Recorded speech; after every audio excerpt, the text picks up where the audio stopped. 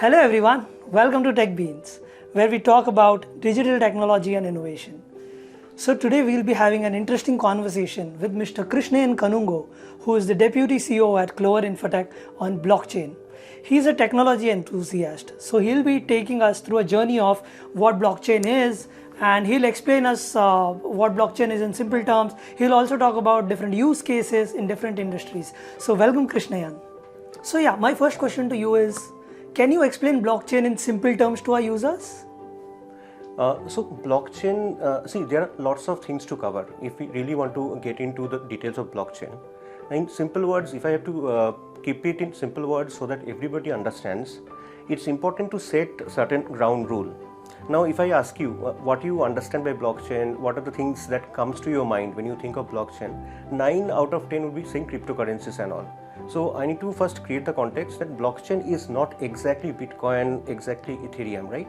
So Bitcoin, Ethereum, these are classic use cases which are built on blockchain.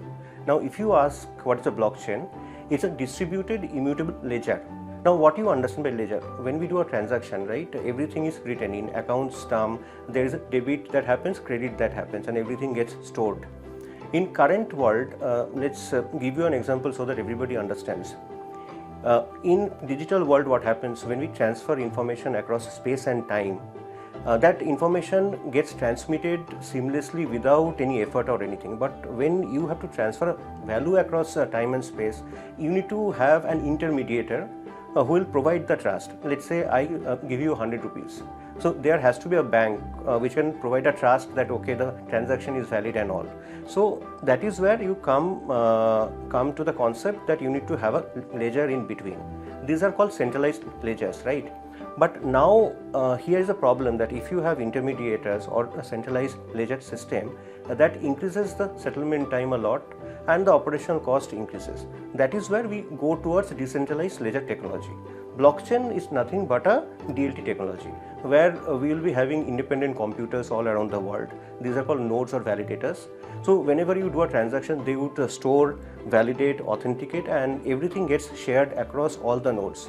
So each of the nodes or validators would be having one single source of information. So we don't have a single point of failure. So everything is stored in a very decentralized way. Another thing is any information on blockchain is stored or clubbed in blocks, and blocks are connected in chains. So it is immutable. Any transaction, any information that we write on blockchain, it cannot be deleted. It is tamper proof. So that is the advantage of DLT, and blockchain plays a very important role in this type of technology.